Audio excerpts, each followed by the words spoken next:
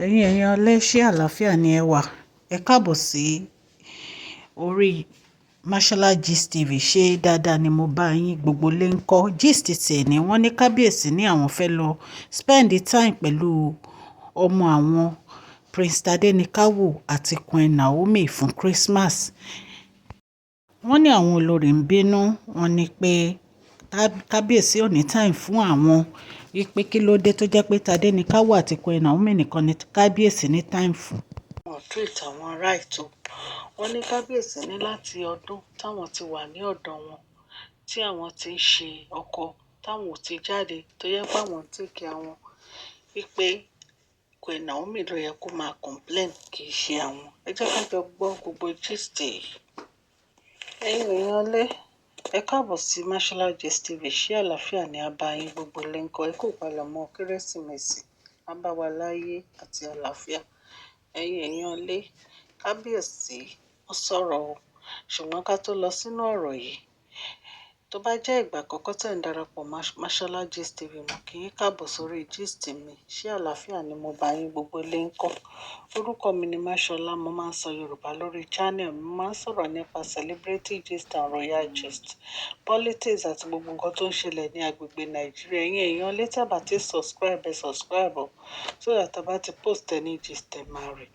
Òkè lọ́lá yín á máa lọ́lá yín ò ní lọ ìsàlẹ̀ láíláí. Gist tá a gbọ́ lẹ́nu òun ni gist bí àwọn olórí wọn ṣe lọ attack Kábíyèsí pé wọ́n lè lọ spend Christmas pẹ̀lú ọmọ wọn Tadenikawo. Ẹ jẹ́ ká jọ máa gbọ́.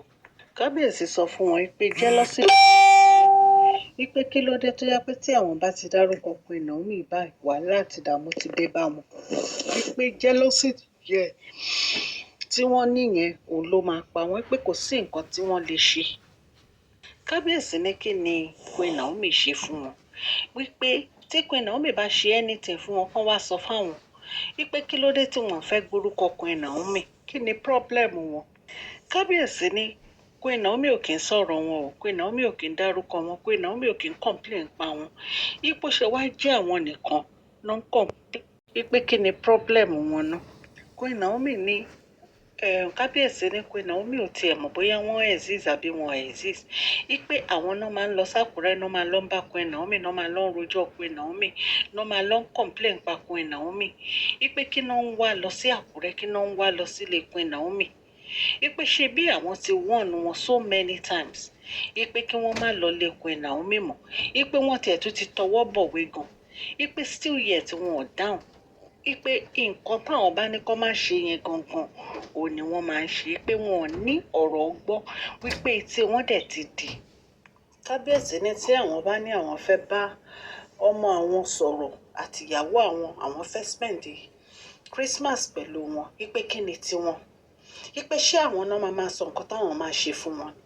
Wípé ṣé àwọn ò ní lọ sọ́dọ̀ ọmọ àwọn àtìyàwó àwọn ni. Wípé time yìí fún family ni, fún ọmọ àtìyàwó ni time yìí wà fún. Wípé so àwọn ò lè dúró sí ọ̀dọ̀ wọn, àwọn ní láti lọ rí ìyàwó àwọn àtọmọ wọn. Táwọn bá kúrò ńbẹ̀ wọ́n á rí àwọn.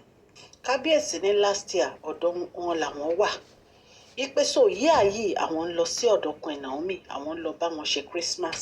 Kábíyèsí ní tó bá di New Year àwọn á wá spend New Year pẹ̀lú wọn.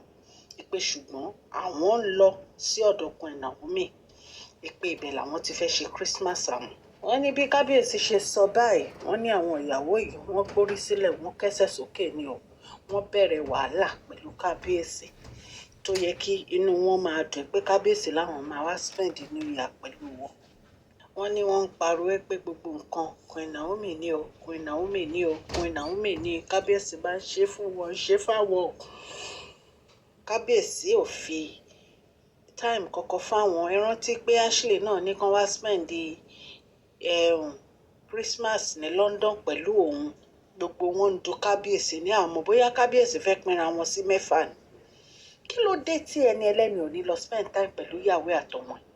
Èyí wọ́n ní kẹ́ kó nu palace, takú sínú palace, kó nu palace.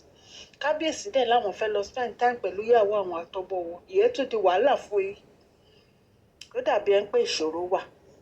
wọ́n ní Queen Naomi wá important sí kábíyèsí, wọn kí à ń pa àwọn kábíyèsí ní bó ṣe rí náà nìyẹn. Nǹkan tí ó fẹ́ pa yín yẹn, owó tó fẹ́ pa yín yẹn ò ní kẹ́ máa jẹ. Bó ṣe rí nìyẹn. Tẹ́ bá ní Queen Naomi wá important sí àwọn, bó ṣe rí gan-an nìyẹn. Kábíyèsí ni àwọn fẹ́ dúró tọmọ àwọn fẹ́ enjoy ọmọ àwọn fẹ́ ṣe Christmas pẹ̀lú ọmọ àwọn. Ipe tí wọn bá ti lè gbà pẹ̀lú inú mímọ́ kan kóra wọn sàn, àwọn ò fẹ́ gbọ́ nǹkan kan mọ́, àwọn ò fẹ́ gbọ́ ẹjọ́ ìranù tó ń rò. Kábíyèsí ni àwọn ti sọ fún wọn kán lọ sílé táwọn rà fún wọn, sódà tó wò ní pa wọ́n. Ipe àwọn ti sọ fún wọn kán lọ sílé táwọn rà fún wọn, sódà wọ́n lè ní privacy tiwọn. Wọ́n ní rọ́ọ̀nì, wọ́n náà takú sínú palace. Kábíyèsí ní forever làwọn máa nífẹ̀ẹ́ Queen Naomi o. Ipe kò sí nǹkan kan tó lè ya àwọn àti Queen Naomi. Mo máa ń gbádùn kábíyèsí ẹ̀yẹ ìyọlé. Ìfẹ́ yìí lágbára. Forever kábíyèsí láwọn máa love Queen Naomi o. Àwọn olórí ẹ ti gbà yìí, kò sí nǹkan tẹ́ ẹ lè ṣe. Honestly, is either kẹ́ walk away àbí kẹ́ stay in your house. Ẹ máa mú kan nínú méjèèjì ni. Bóyá kẹ́ tètè lọ sí ilé tí kábíyèsí rà fún yín. Kábíyèsí rà fún yín àbí kẹ́ rárá walk away. Wo lẹ fẹ́ ṣe? Àwọn olórí ẹ ti gbà yìí, kò sí nǹkan tẹ́ ẹ lè ṣe. Honestly, is either kẹ́ walk away àbí kẹ́ stay in your house. Ẹ máa mú kan nínú méjèèjì ni.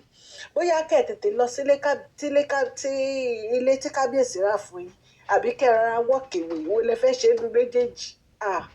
Ó lágbára. Kábíyèsí ní nǹkan táwọn fẹ́ ṣe làwọn máa ṣe o. Àwọn ò kí à ń pa nǹkan tó bá feel. Ipe because gbogbo yí àtàn ti fi wà pẹ̀lú àwọn náà ń gba gbogbo àsìkò àwọn. Ṣùgbọ́n ní ìsìn, Tadenikawo àti Queen Naomi ló ní àsìkò àwọn. Ẹ̀yin èèyàn lé gist tá gbọ́ ní Tanika mú wá fún yín. Kábíyèsí fẹ́ lọ ṣe Christmas pẹ̀lú olólùfẹ́ wọn Queen Naomi, Ṣílẹ̀kùnọlá Ògúnwùsì. Tẹ́ bá ń gbọ́ mi Queen Naomi, Merry Christmas to you. Ọdún ayọ̀ la máa ṣe, ọdún ìdùnnú la máa ṣe, ọdún ayọ̀. Kábíyèsí, ẹ kú ọdún, ẹ kú ìyèdún. Mo wish yín ní Merry Christmas. Gbogbo ẹ̀yin ará ilé tẹ́ ń gbọ́ mi, Merry Christmas to you all. Ọdún ayọ̀ la máa ṣe, ọdún ìdùnnú la máa ṣe o, ní agbára Ọlọ́run. Ẹ subscribe, ẹ like, ẹ share. God bless you all. Thank you so much.